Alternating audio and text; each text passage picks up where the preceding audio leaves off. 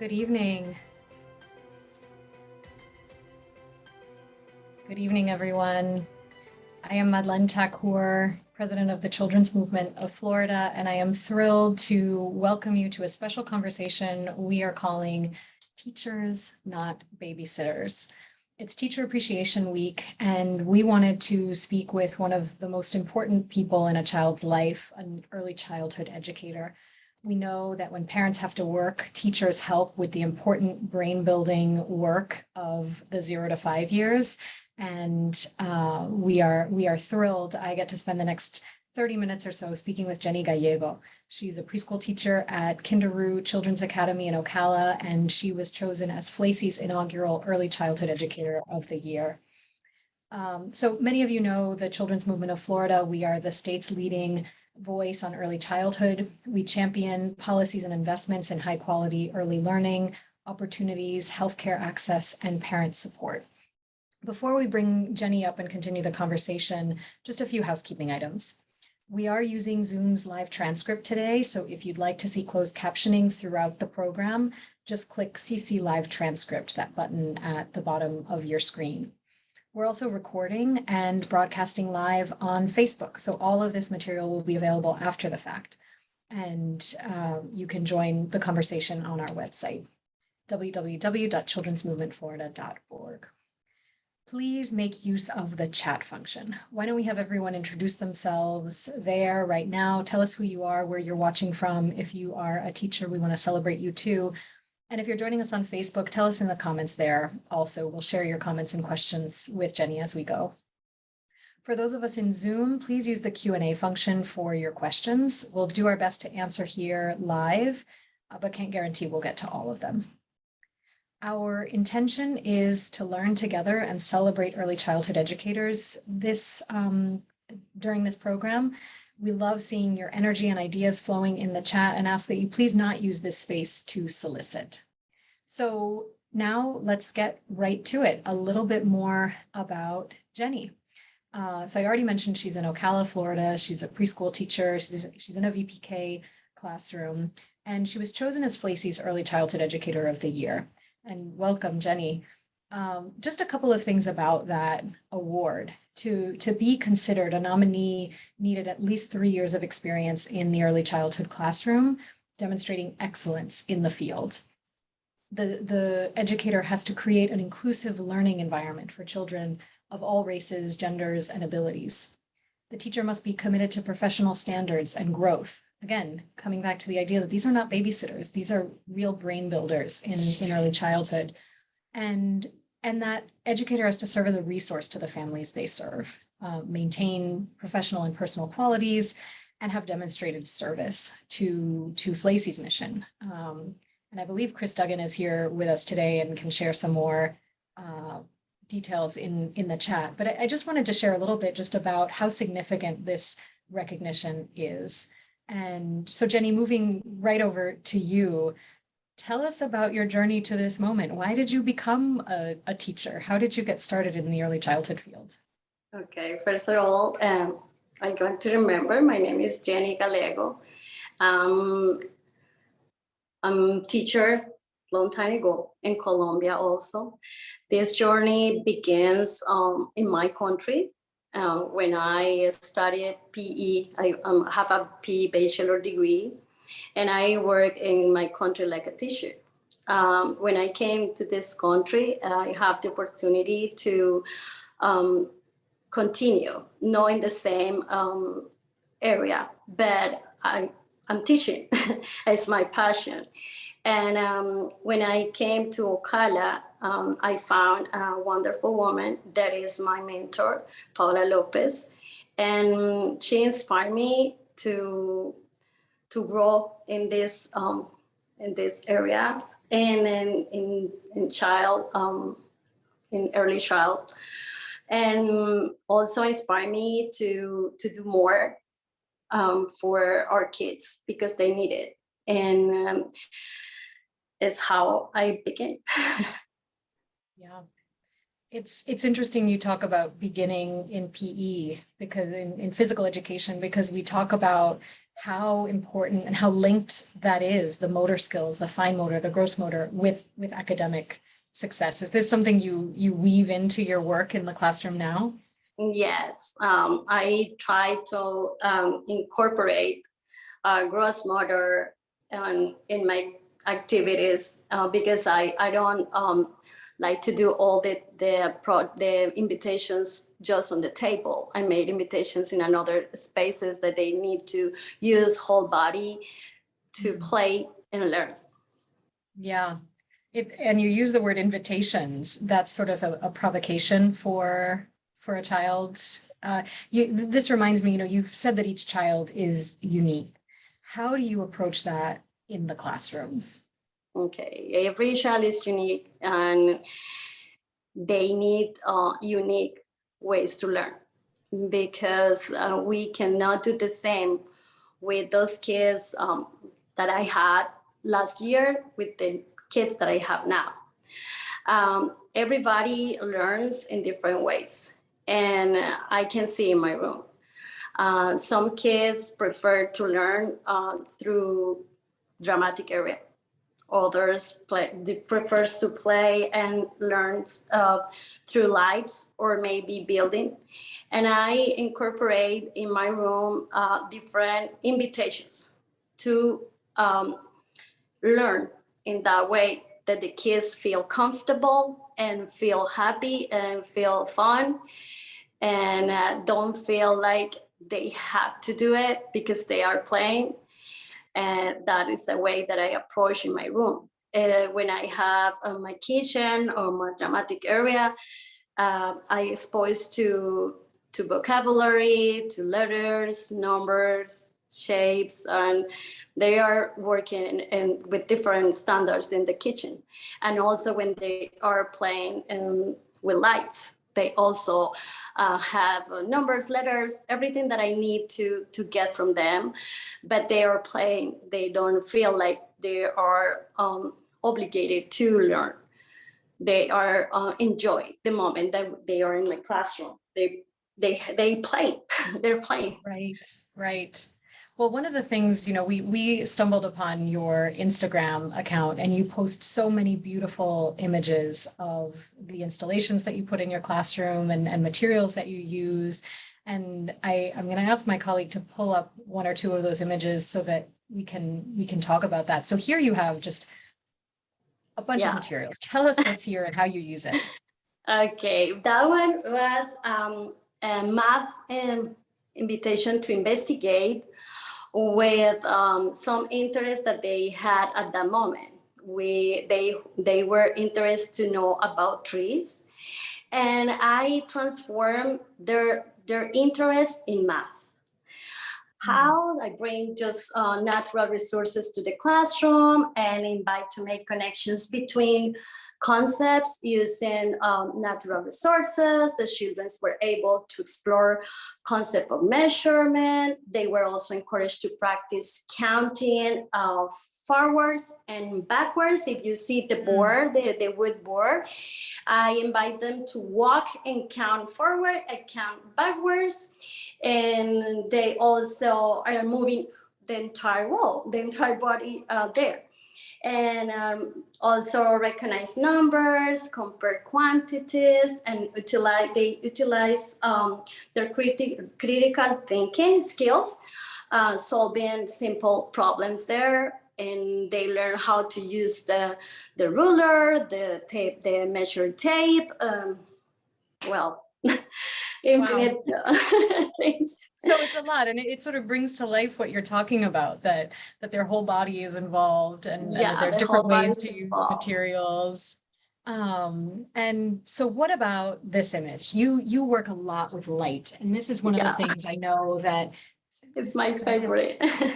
Yes. So and this is something that was really unique, I know, when the judges were looking at applications for the Early Childhood Educator of the Year. So what's happening here?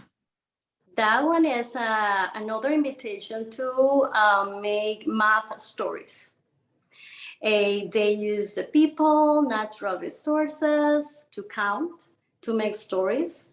And also I have behind the light table, I have an invitation to build, but using also loose parts, natural resources, and they can count, they can take measures, they can do, they can write, they can make stories. Yeah, it's like, and when I made that kind of provocations to the kids, I work with all the standards, with a lot of standards at the same time. And they are playing and also learning. That's really beautiful. And I have to say, I also see behind you now, are you in your classroom and is this the newest light installation? Can you tell us a little more about that? No, I'm not, I can't do it right now. But this one is one space that we have in the school, an investigation center. The teachers can come here and investigate with lights and resources, and then we can apply in our classrooms and just have a little bit the light table and some resources for work. How beautiful. Yeah. Well, I know we've just put in the chat, if those of you who are watching want to see more photos like the ones we just showed of Jenny's work, she is a gifted photographer, it is clear, in addition to being really creative in the environments that she creates in the classroom. So we've talked a little bit about this award that is what brought us together today. Tell us what this award has meant to you. Means a lot because I have been working so hard. When you feel like not just in your school you are recognized, just you can see outside you are recognized also, and more than my county is in Florida, and I feel like, oh my God, somebody is looking at me, and look at my job, and look at what I'm doing, and I feel like worth it.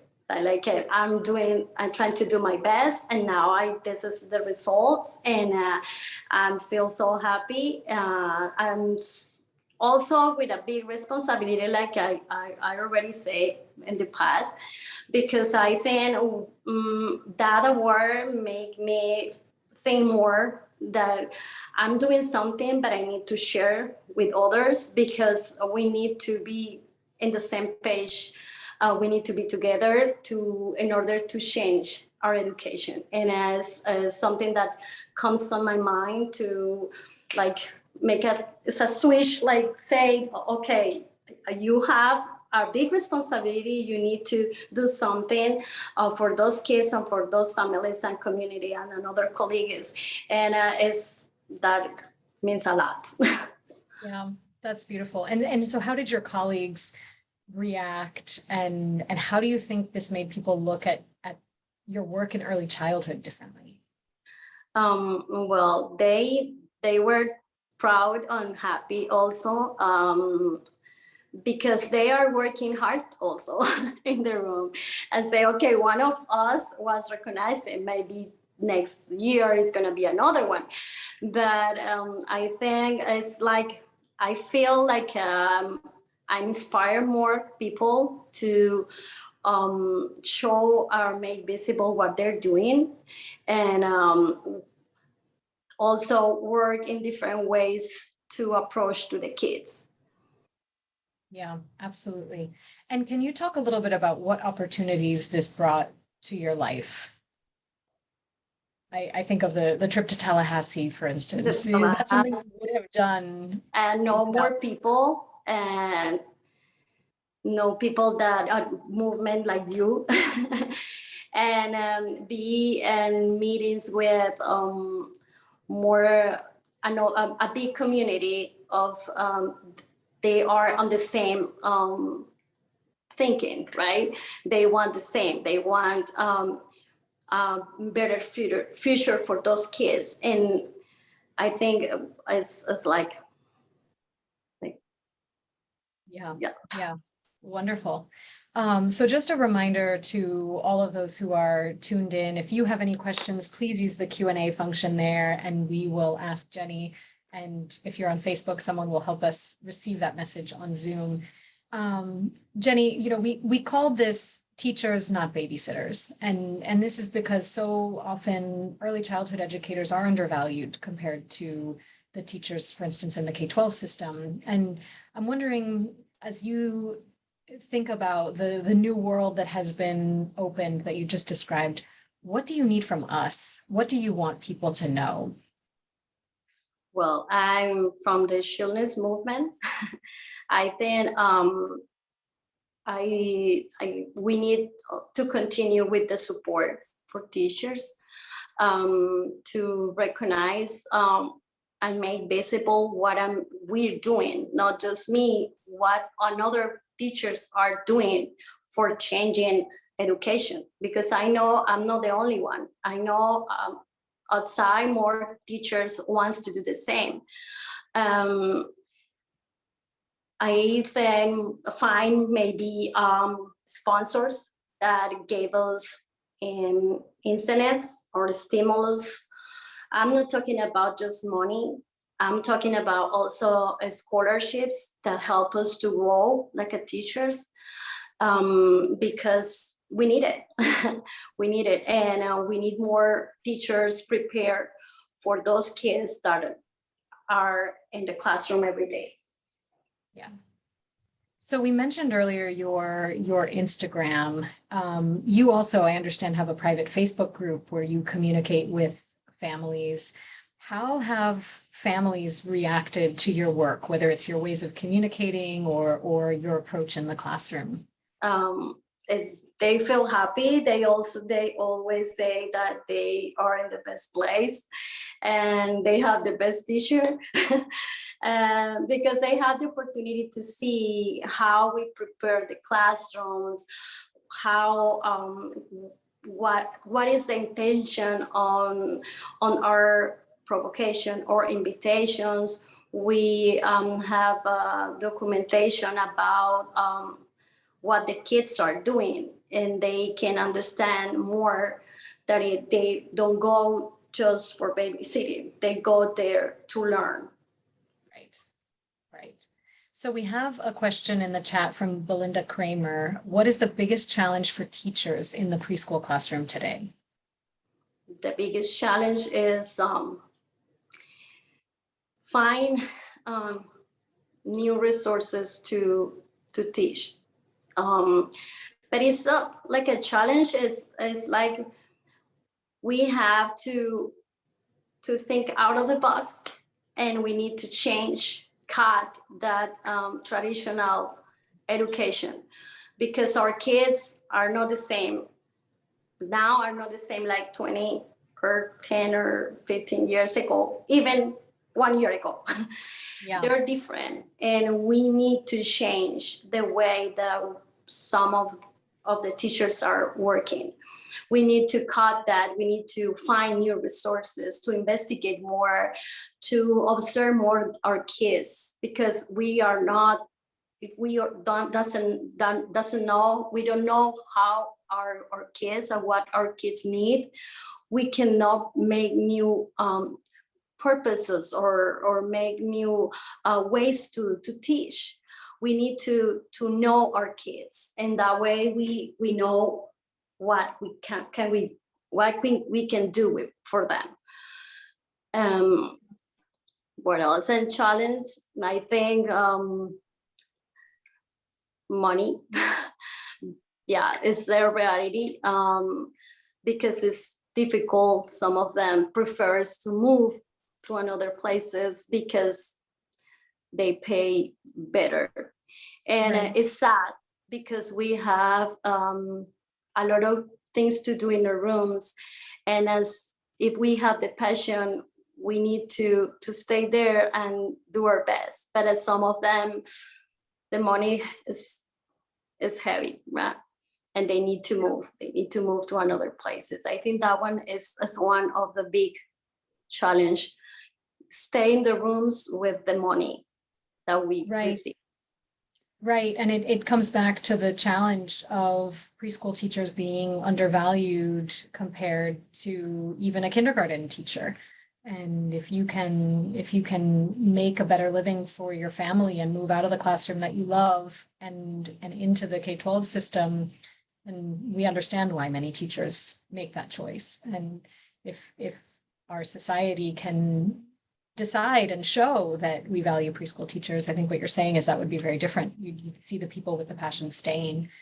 I also love the way you answered the question about the challenge to find resources. And you started to say, you know, it's a challenge, but it's not a challenge. And it sounded to me like you were saying behind every challenge is an opportunity. Yeah. And it's just, it's so special because when we talk about preschool, we always talk about how children learn to communicate and to cooperate and to have that foundation for critical thinking. And as you were talking, I was also thinking about that foundation for perseverance. If you're also passing on to your students this idea that behind every challenge is an opportunity, that is something so powerful as a down payment for the rest of their education. So I just wanted to elevate that and celebrate what you said.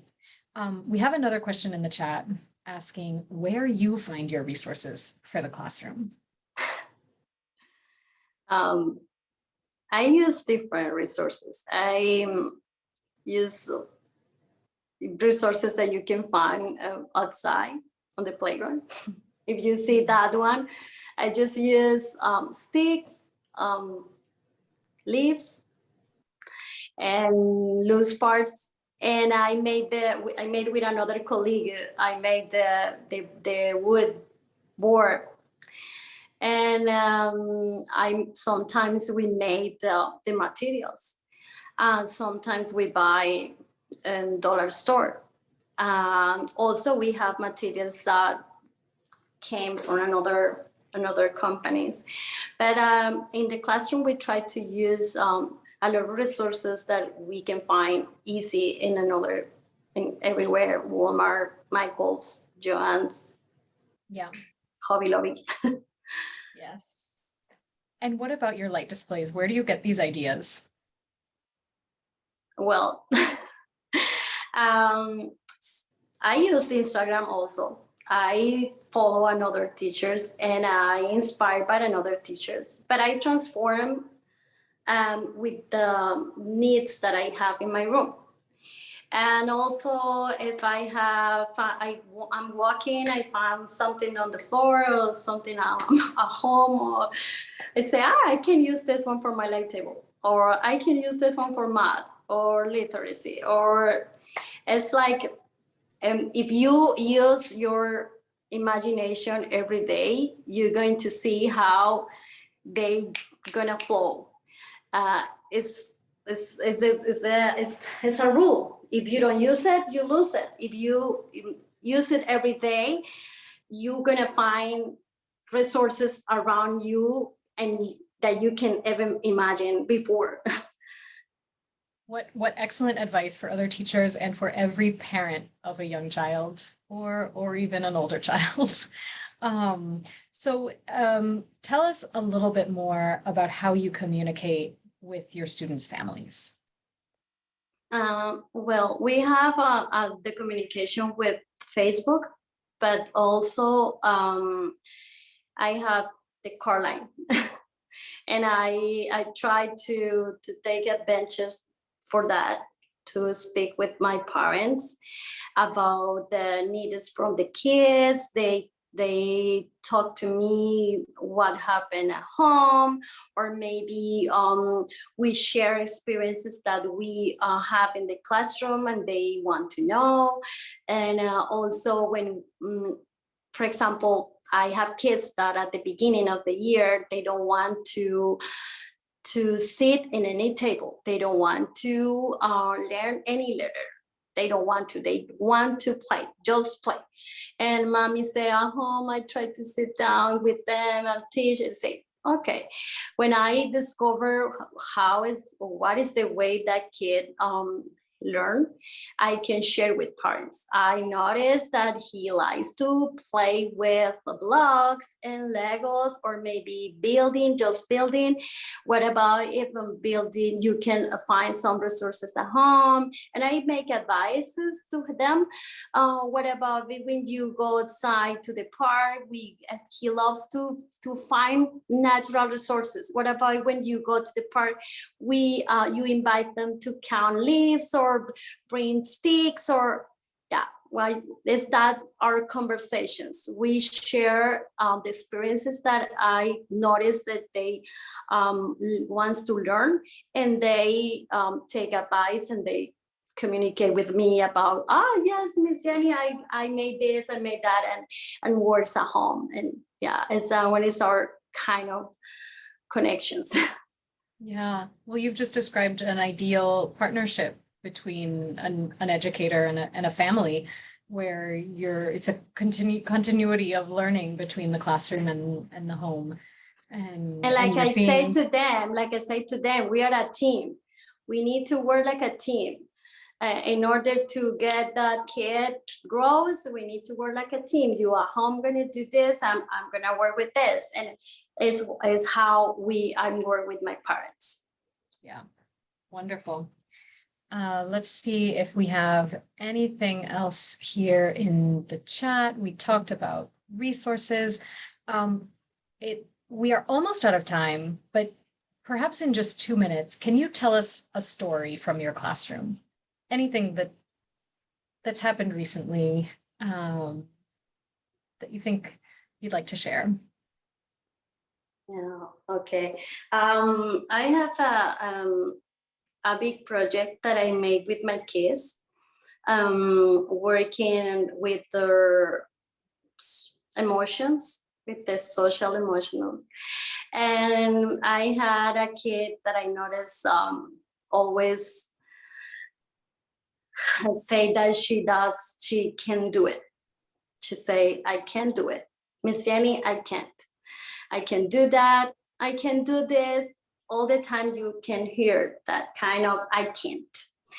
And I want to change that. And in order to change, I made invitation to say nice words to them, to all of them, on a mirror. And at the beginning, you can see everyone was shy, like what to say. But you can see how that project at the 1 month or more than 1 month, you can see how they approach to the mirror now, and they talk to themselves and saying nice, kind words. And I'm capable to do it. I'm strong. I'm healthy. You can see the expressions. And I love the project because I also noticed that girl, how had been changing. And not just that girl, another kids that maybe at the beginning they don't feel comfortable with them. They feel like maybe they are so shy, they don't want to show themselves. And now you can see how that girl is doing math, letters, and I'm so impressed, because she sit down now and she say, Miss Jenny, look, and she tries to recognize she's doing more numbers. She is approaching more to those learning invitations, because she feels more comfortable and she feels she's capable to do it. And I think that one is a beautiful project, because it's something that we can do ourselves. Sometimes we think, maybe I cannot do the same like Miss Jenny is doing on her classroom. She has a lot of resources in her classroom. I cannot do the same. But what about if you encourage yourself that you can do it, that you're capable, and you go and find resources and start doing different things and changing your room? I think it's like one experience that I share, because I can see the progression on the kids. And some parents told me, I saw them last week, and some of them say, I can see how he feels now. Like he is more bright when he goes with another kids, and it's good because you are looking or you are watching those kids grow in your room, and what are you teaching is meaningful. Yeah. So someone's asking here, where can we learn more? So this is something, Jenny, we can talk offline, and perhaps you would share just a few sentences with us that we can share with everyone who registered today, just to tell them a little more how you do that. But I love the way you have described the whole foundation of what is early learning and what are the skills that they're gaining. And it's those foundations you talk about in numbers and letters and early literacy and math, but it's also the building that curiosity and the practice of using your imagination and building the confidence, which is what you just talked about. When that little boy stands just a little taller, just a little bigger, when that girl feels fully confident that she can tackle this. And I'm thinking, of course, of the children's book, The Little Engine That Could. And it's that I think I can, I think I can, I think I can. Yes. The attitude that you can bring. So time flies when you have someone so special to talk to. We are out of time, and we always like to respect the time of those who have joined us. So thank you so much, Jenny, for being with us, for all of our guests. We'll be back with another Bosses for Babies live in June and our third annual Built to Thrive Summit in September. So stay tuned for the official dates on that, and keep in touch with Jenny on social media and, of course, with the movement. Hope to see you all soon. Yeah. Thank you so much for inviting me, and thank you to everyone to invite us to be here today. And congratulations again, Jenny. Thank you so much. Have a great evening, everyone. You too. Bye-bye. Bye.